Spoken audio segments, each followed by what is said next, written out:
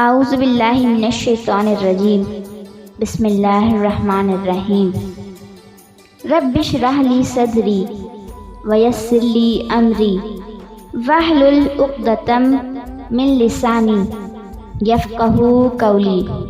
ترجمہ: اے میرے پروردگار، میرا سینہ کھول دے اور میرے کام کو میرے لیے آسان کر دے، اور میری زبان کی گرہ کھول دے تاکہ لوگ میری بات سمجھ سکیں۔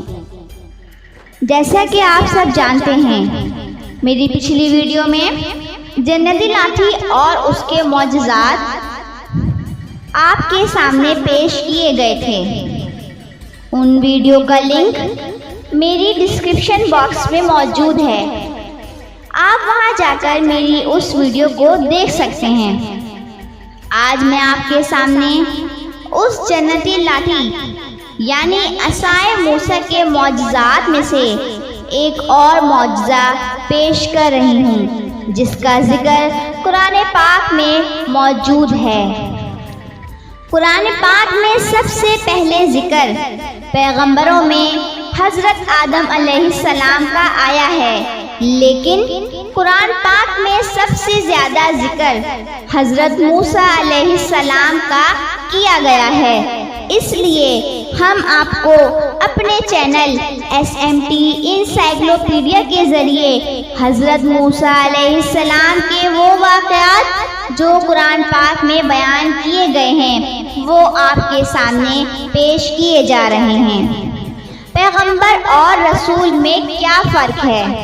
پیغمبر وہ جو اللہ کا پیغام لے کر آئے، اور رسول وہ جو کتاب لے کر آئے، کیونکہ رسول رسالے سے بنا ہے اور جو کتاب لے کر آئے وہ رسول ہے۔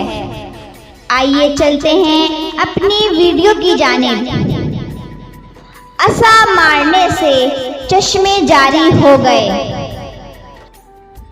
بنی اسرائیل کا اصلی وطن ملک شام تھا، لیکن حضرت یوسف علیہ السلام کے دور حکومت میں یہ لوگ مصر میں آ کر آباد ہو گئے اور ملک شام پر قوم عمالقہ کا تسلط اور قبضہ ہو گیا، جو بدترین قسم کے کفار تھے۔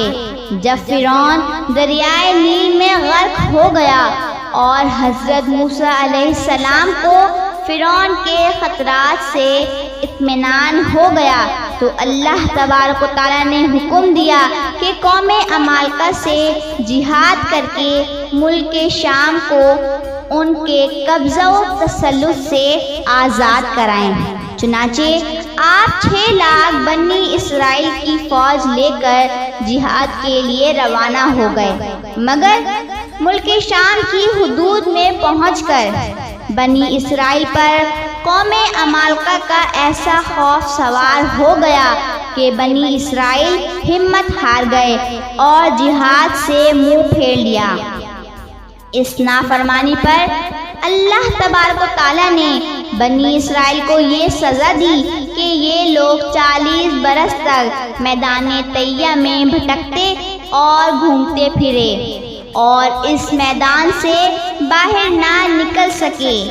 حضرت موسیٰ علیہ السلام بھی ان لوگوں کے ساتھ میدان طیہ میں تشریف فرما تھے۔ جب بنی اسرائیل اس بے آب و گیا میدان میں بھوک و پیاس کی شدت سے بے قرار ہو گئے تو اللہ تبارک و تعالیٰ نے حضرت موسیٰ علیہ السلام کی دعا سے ان لوگوں کے لیے کھانے کے لیے من و سلوہ آسمان سے اتارا۔ من شہد کی طرح ایک قسم کا حلوہ تھا اور سلوہ بھنی ہوئی بٹیریں تھیں۔ کھانے کے بعد جب یہ لوگ پیاس سے بےتاب ہونے لگے اور پانی مانگنے لگے تو حضرت موسیٰ علیہ السلام نے پتھر پر اپنا عصا مار دیا تو اس پتھر میں 12 چشمے پھوٹ کر بہنے لگے اور بنی اسرائیل کے 12 خاندان اپنے اپنے ایک چشمے سے پانی لے کر خود بھی پینے لگے اور اپنے جانوروں کو بھی پلانے لگے، اور پورے 40 برس تک یہ سلسلہ جاری رہا۔ یہ حضرت موسیٰ علیہ السلام کا معجزہ تھا جو عصا اور پتھر کے ذریعے ظہور میں آیا۔ قرآن پاک کی سورہ بقرہ رکوع 7 میں اللہ تبارک و تعالیٰ نے قرآن پاک میں اس کا ذکر اس طرح بیان کرا ہے۔ ترجمہ: اور جب حضرت موسیٰ نے اپنی قوم کے لیے پانی مانگا تو ہم نے فرما دیا کہ تم اپنی لاٹھی سے پتھر کو مار دو، تو اس پتھر سے 12 چشمے پھوٹ کر بہنے لگے، اور ہر آدمی کو اپنے اپنے پینے کے لیے چشمے کا علم ہو گیا۔ عصائے موسیٰ کے متعلق جو 4 معجزات آپ کے سامنے پیش کیے گئے ہیں، جن کا ذکر قرآن پاک میں موجود ہے، جیسا کہ ہم نے آپ کو بتایا کہ قرآن پاک میں حضرت موسیٰ علیہ السلام کا سب سے زیادہ نام کے ساتھ ذکر آیا ہے، اسی لیے ان کے واقعات اگلی ویڈیو میں میرے چینل SMT انسائکلوپیڈیا پہ پیش کیے جائیں گے۔ اللہ تبارک و تعالیٰ سے دعا ہے کہ میرا یہ بیان کرنا اور آپ لوگوں کا سننا اپنی بارگاہ میں قبول فرمائے، اور ہمیں علم و عمل کی دولت سے مالا مال فرمائے، آمین یا رب العالمین۔